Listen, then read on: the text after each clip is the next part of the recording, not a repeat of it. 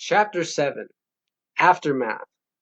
Discreet reader, if you are still entertaining the suspicion that I'm telling tall tales, it can only be that you stubbornly persist in the misapprehension that Meister Puck was an ordinary mortal, to whom the regular rules applied, which is really inexcusable after all you've seen. Inspector Davis was also slow to believe. By the time she arrived, all that remained of the crime scene were cops slurping coffee and a chalk outline of one Sinningenhauser's long body on the sidewalk, and next to it the chalk outline of a fish. "This was Ecclesia Gnostica Fantastica," she said to the chief. "They did this. Retaliation for the hit on Puck." "How do we know?" "Cosette Blondely said something about this. Something about her enemies being struck dead by frozen fish. I've got the transcript in my files." "My God, I thought she was just ranting. I didn't know it was code for this." "The skinny chick?" said the lieutenant. "She couldn't have done this. His head was pulverized. It was somebody big." "Gottslab Puck," she said. "He's as strong as an ox." "He sure is," said the lieutenant. "It took the whole crew to bring him down." "What do you mean?" "You didn't hear? Puck is in jail. That happened 4 hours ago, before this went down." When she had heard the whole story, she said, "Come on! How could a fat man run that far? And what do you mean he was carrying 10 people at the same time?" "We passed a dozen traffic cameras. You can see for yourself. Imagine how strong a pair of legs have to be to carry 800 pounds. Subtract your weight from 800 and try to imagine carrying that weight around. He has grown incredibly strong from lugging all that blubber along." So Puck gets thrown in jail, and a few hours later his enemy gets murdered. There's something fishy about all this. Puck called Cosette from jail first thing in the morning. "I will not pay 1 dime to any attorney," he said, "but I will gladly defraud one by putting him to work and then not paying him. So find the finest attorney you can. Spare no expense." "Okay," she said. "but there's something else you need to know. Von What's-His-Name died last night." "Died? How?" "Ichthyside." "Again?" he said. "Very well. Redeploy the inter-neighborhoodal ballistic dihydrogen oxide dispatcher to an adjacent facility and aquify the Vorpal device." Meaning, throw the water balloon launcher in someone else's yard and toss the broadsword into a pond. For no doubt the police would have search warrants as soon as the courthouse opened. And he spoke in code because no doubt cops were listening in. "And it is imperative that you get me out of here in time for the Sunday morning service," he added. "All this publicity will bring in a throng of seekers." Cell phone footage of Meister Puck's merry fracas with the police made the morning news.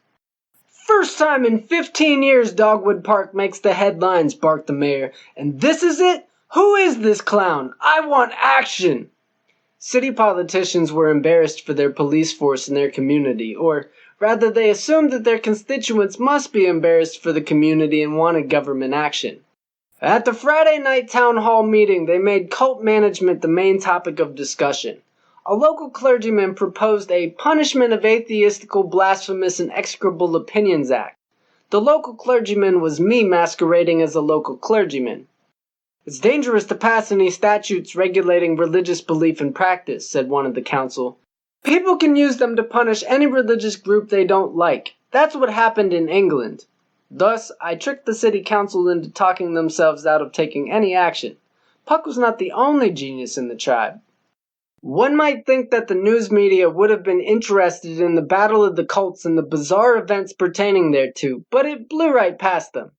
News reportage is so mechanized and deadline-driven that facts are hastily arranged or omitted to fit pre-existing templates.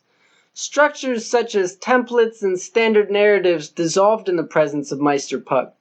The press missed the salacious battle of the cult story because they did not know how to report it. News crews had earlier come to investigate the story of a man who survived a machine gun attack because he was wearing chainmail, of all things.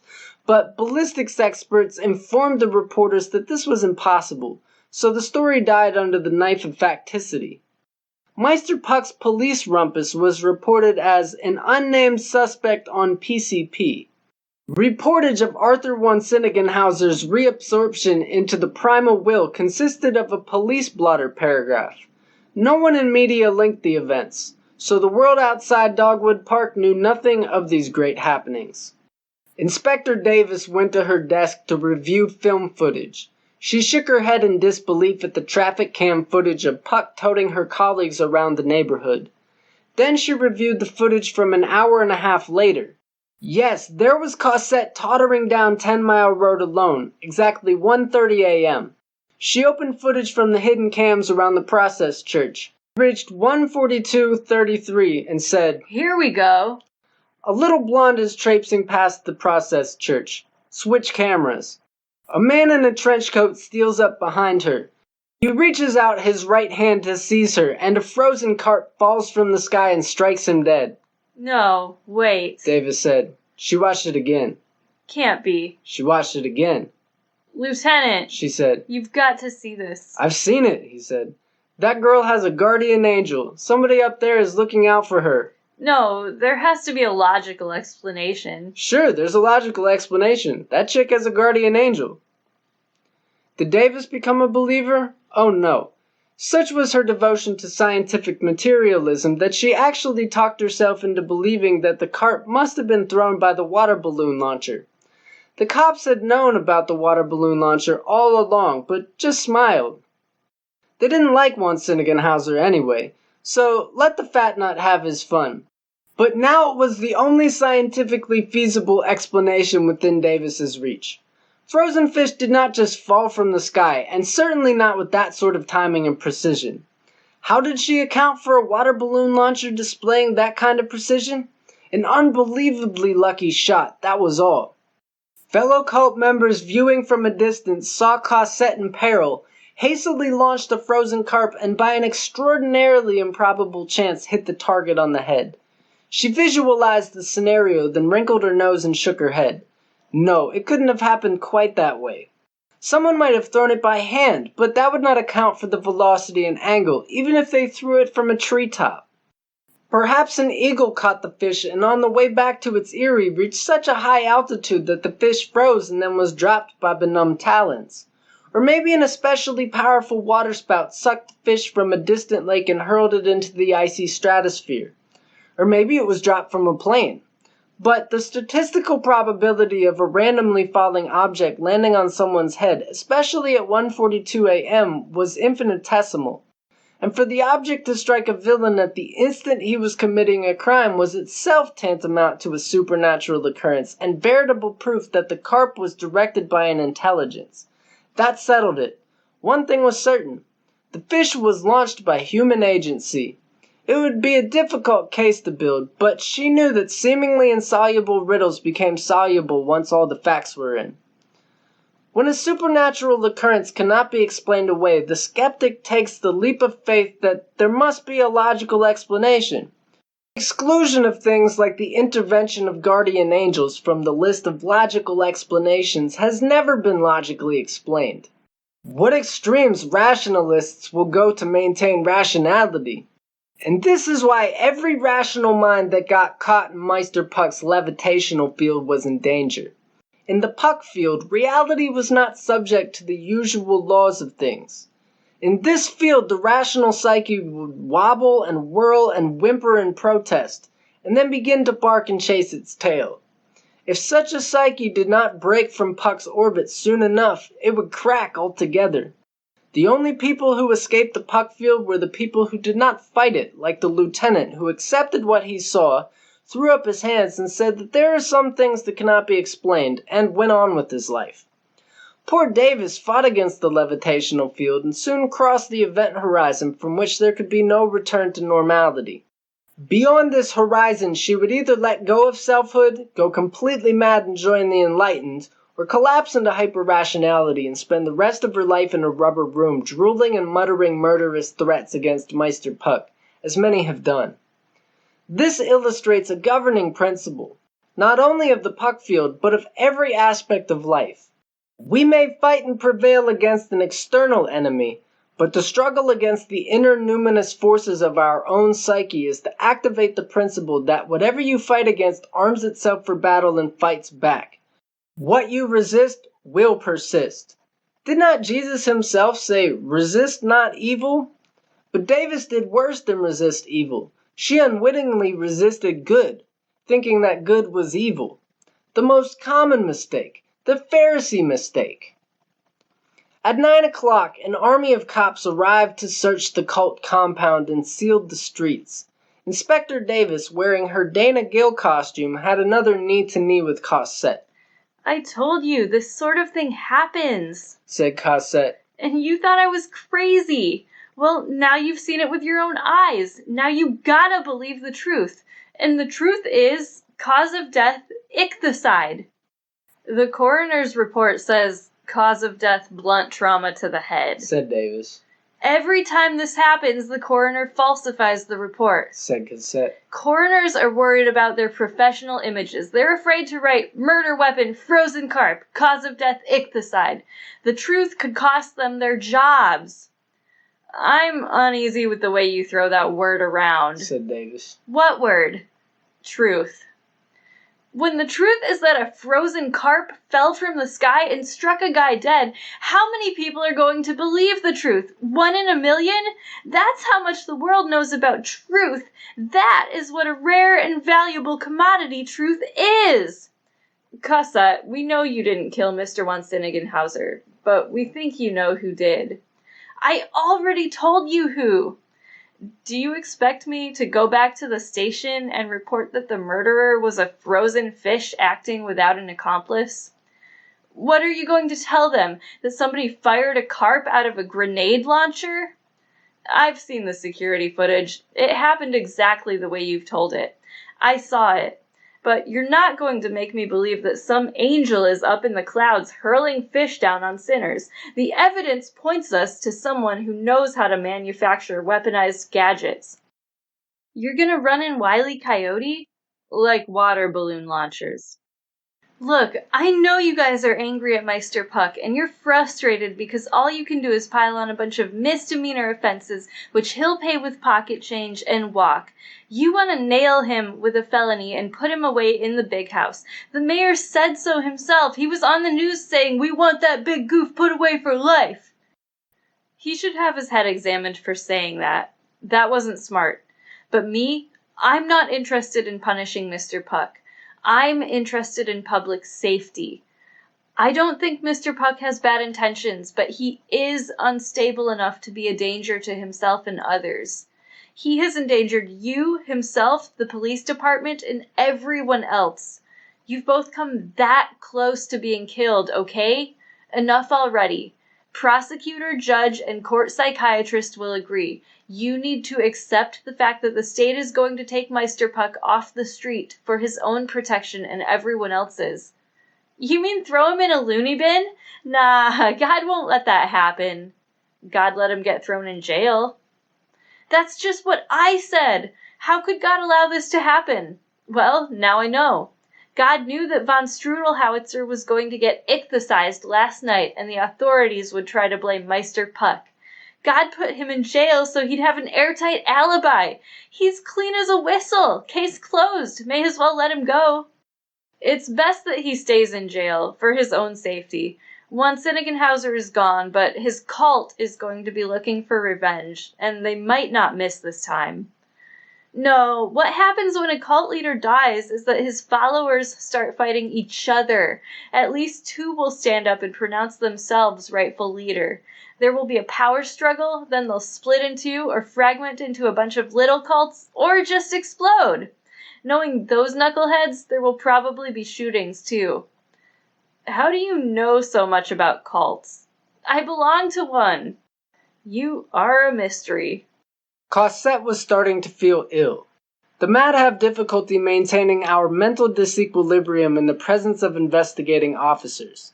Cop talk about murder weapons and suspects and evidence is a sensory bombardment to our highly developed central nervous systems. If it went on much longer, Cosette would have had to put the cognitive centers of her brain into emergency shutdown. Well, she said to Davis, we won't be your problem much longer. Time to move on. What do you mean, move on? Asked Davis. If I know Meister Puck, he'll want to move on after all this. He's a happy-go-lucky kind of guy, and things have gotten a little unpleasant here. Davis stood up and said, This sort of unpleasantness follows Mr. Puck everywhere he goes, doesn't it, Cosette? She didn't stay for an answer. Her intention was to obtain court orders to bring Cosette in for a psych evaluation and to hold Puck without bail for their protection. She was enraged to discover that while the police were investigating Puck's compound, the numbskull judge had set bond at $10,000 and then taken off on a fishing trip. This was a potential catastrophe. A mind control cult leader could pull 10 grand out of his back pocket. The crazies would be on their way to bail him out now. That gave her an hour at most. She hurried to the jailhouse and planted a chair outside Meister Puck's cell. She crossed her legs and turned the pages of Puck's file. She began the interrogation without looking up. Nice turban, she said. I just threw it on. How you doing? Most unhappy. My requisition for tinfoil was denied, so here I sit defenseless against hostile UFOs. I feel my rights have been trampled. The kitchen staff tried to pass aluminum foil off onto me, but I was not such a fool. Tinfoil is our sole line of defense against Zeta Wave mind control rays from the aliens. That is why the conspiracy has removed tinfoil from our supermarket shelves and replaced it with ineffectual aluminum foil. Just between you and me, tinfoil can still be obtained from Tanzania. I can tell you many such things that would be good for you to know. Why are you refusing to provide basic information like your birth date, place of birth, social security number, last residency? I went mad around the age of 20 and remember nothing before that. I do not even remember my birth name. If you require that information, invent anything you like. I shall lodge no protest. I think you're withholding information because you're a fugitive. I'm mad, I tell you. I think if we pulled your sheet, it would take 20 minutes to print out. Could be. Who knows what lawlessness I may have perpetrated before I went mad. I think you're in full possession of your faculties and insanity is a charade.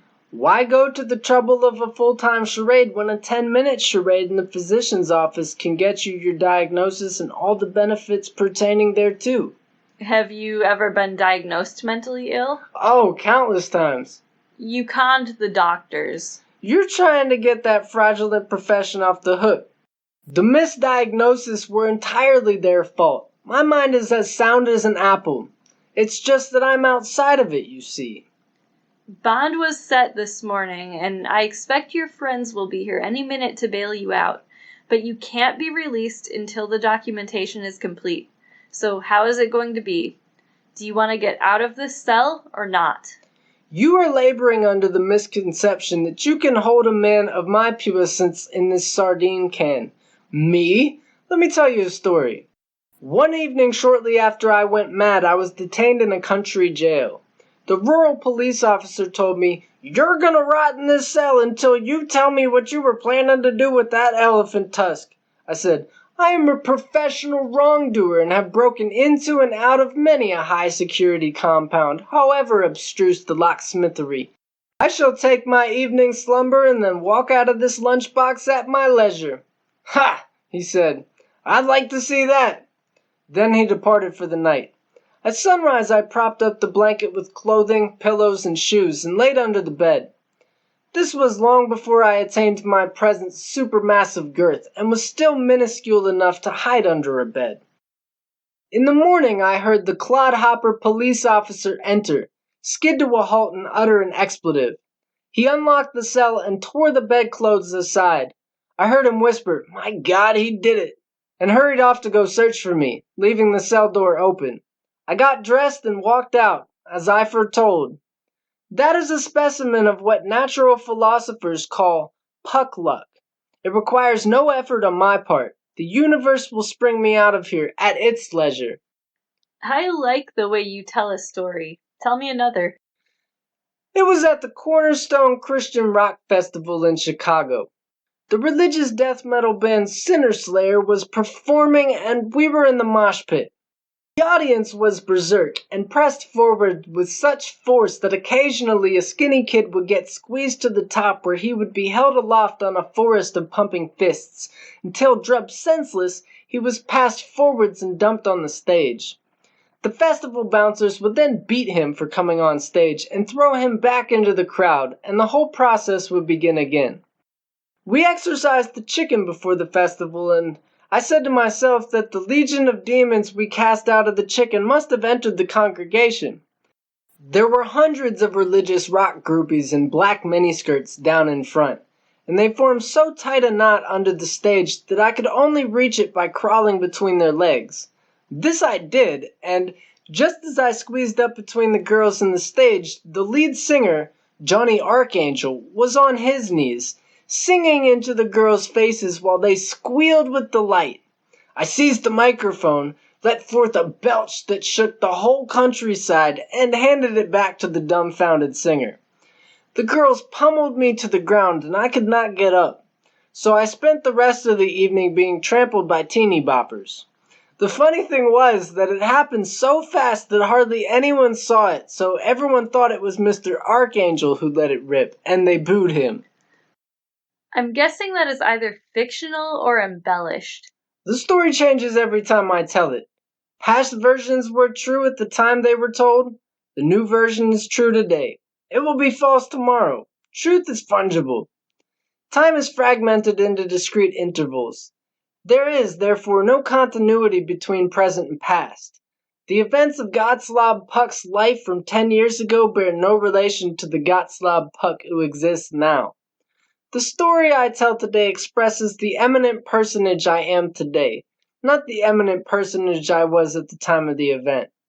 A thing is true only the first time it is said. Repetition is empty because it draws from a past that no longer exists. Only the present exists.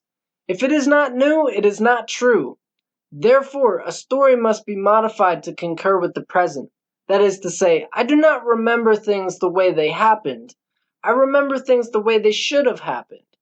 The eagles of invention are not beholden to the buzzards of memory. That may be the view of an ingenious subjectivist philosopher like yourself. It is not the view of the criminal justice system. Do you notice the change in Davis's demeanor? Her mind is gestating dangerously. She is deep in the Puck field.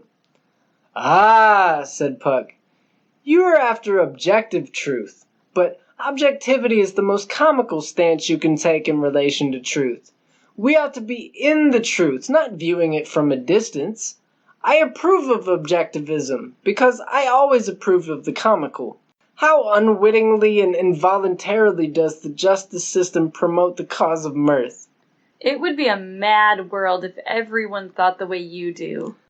The old geezers at the diner say the world has already gone mad. If only that were true. Utopia is a euphemism for universal madness. Davis removed an 8x12 photo from the file and asked, What is this object? That is a Puckian geodetic stick, by which I have disproven the apparent depression of the Earth's horizontal line, and proven that the line actually curvilineates upwards 8 inches to the mile, showing that the surface of the planet is concave and that the Earth is not a solid sphere with men living on the outside, but a hollow ball 8,000 miles in diameter, with men living on the inside. The customary opinion to the contrary is due to the optical illusion of geolinear foreshortening. How do you account for the diurnal cycle, sun, moon, stars? Terra firma is a bowl neatly fitted into the rotating heavenly sphere. The sun and stars are holes in the sphere through which the light of Elysium shines. The planets are not solid bodies, but colored globules of mercury moving on the surface of 7 transparent subspheres. You make a joke of everything. Rightly so. Copernicanism cannot be true because it is not funny.